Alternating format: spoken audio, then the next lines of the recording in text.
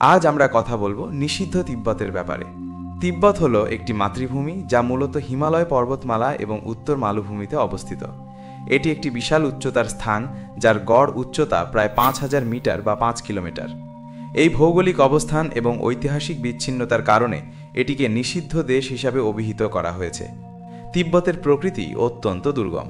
রাজধানী লাসা থেকে মাত্র ১০ কিলোমিটার দূরে গোবি মোড় অবস্থিত, যা অত্যন্ত দুর্গম। এখানকার ভূখণ্ড অত্যন্ত জটিল এবং উচ্চতা সমুদ্রপৃষ্ঠ থেকে অনেক বেশি হওয়ায় বায়ুমণ্ডলীয় চাপও কম থাকে, যা বহিরাগতদের জন্য ভ্রমণ কঠিন করে তোলে। একসময় লাসা শহরকে নিষিদ্ধ নগরী বলা হতো। কঠোর ধর্মীয় এবং রাজনৈতিক কারণে বিদেশি পর্যটকদের সহজে প্রবেশের অনুমতি ছিল না। ১৭০০ শতকে প্রতিষ্ঠিত পোতালা প্রাসাদ এবং লাসা শহর একসময় বাইরের মানুষের কাছে প্রবেশ নিষিদ্ধ ছিল। ১৯০৪ সালের আগে ব্রিটিশ সরকার বিশ্ব মানচিত্রে এর অস্তিত্ব জানার পরেও বিশেষ অনুমতি ছাড়া সেখানে প্রবেশ করতে পারেনি। তবে ১৯০৪ সালের পর কিছু চুক্তির মাধ্যমে এটি ধীরে ধীরে পর্যটকদের জন্য উন্মুক্ত হতে শুরু করে। তিব্বত বিশ্বের ইতিহাসে ও বর্তমানে অত্যন্ত গুরুত্বপূর্ণ। এটি অনেক গুরুত্বপূর্ণ নদীর উৎপত্তিস্থল। এটিকে এশিয়ার জলভাণ্ডার হিসাবে গণ্য করা হয়। এখান থেকে সিন্ধু, ব্রহ্মপুত্র, ইরাবতী, সালউইন, ইয়াংজি এবং মেকং সহ এশিয়ার গুরুত্বপূর্ণ নদীগুলির উৎপত্তি হয়েছে। তিব্বত মালভূমি পৃথিবীর সবচেয়ে উঁচু মালভূমিগুলোর মধ্যে অন্যতম। এই উচ্চতার কারণে এখানে বায়ুমণ্ডলীয় চাপ কম থাকে। গড় তাপমাত্রা প্রায় ৫ ডিগ্রি সেলসিয়াসের মতো হয় এবং গড় বৃষ্টিপাত মাত্র ৪৬০ মিলিমিটার। তিব্বতে মাউন্ট এভারেস্ট সহ অসংখ্য পর্বত শৃঙ্গ রয়েছে। হিমালয় পর্বতমালা তিব্বত মালভূমির একটি গুরুত্বপূর্ণ অংশ। স্থানীয় তিব্বতী জনগণ এই উচ্চতার সঙ্গে মানিয়ে নিয়েছে। তাদের রক্তপ্রবাহ পুনঃসঞ্চালনের ক্ষমতা বেশি এবং হার্ট রেট কম থাকে। তিব্বত প্রধানত বৌদ্ধ ধর্মাবলম্বীদের আবাসস্থল। দালাই লামা হলেন তিব্বতীদের প্রধান ধর্মগুরু এবং ঐতিহ্যগত রাজনৈতিক নেতা। তিনি শান্তি ও আধ্যাত্মিকতার প্রতীক। দালাই লামা নির্বাচনের একটি বিশেষ প্রক্রিয়া রয়েছে, যেখানে পূর্বের দালাই লামার মৃত্যুর পর নতুন অবতারকে খুঁজে বের করা হয়। বর্তমানে চতুর্দশ দালাই লামা হলেন তেনজিন গ্যাতসো। তিব্বতের রাজধানী লাসা ধর্ম অনুষ্ঠানের কেন্দ্র।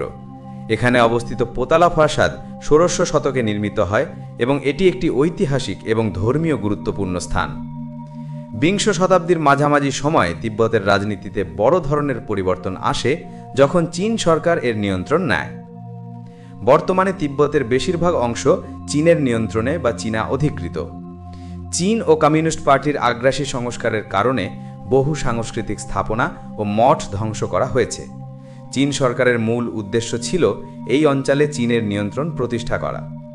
১৯৫১ সালে তিব্বত একটি চুক্তিতে স্বাক্ষর করেছিল, তবে তিব্বতীরা এই চুক্তিতে সন্তুষ্ট হতে পারেনি।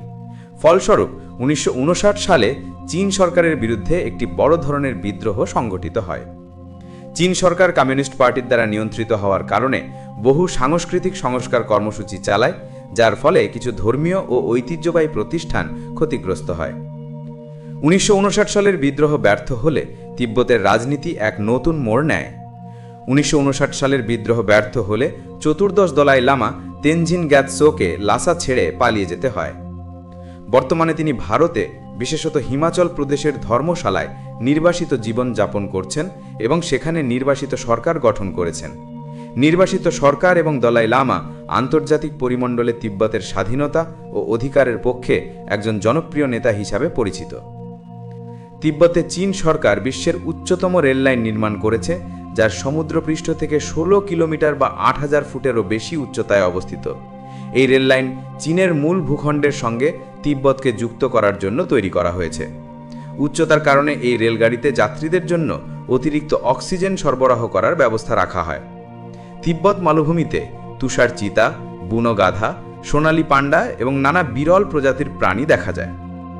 তিব্বতকে নিষিদ্ধ দেশ বলার মূল কারণ ছিল এর দুর্গম উচ্চতা ও পর্বতমালা দ্বারা বেষ্টিত ভৌগোলিক প্রাচীর, পাশাপাশি ধর্মীয় পবিত্রতা ও আধ্যাত্মিকতার কারণে সৃষ্ট প্রবেশাধিকারের নিষেধাজ্ঞা, যা এটিকে বহির্বিশ্বের প্রভাব থেকে দীর্ঘকাল মুক্ত রেখেছিল।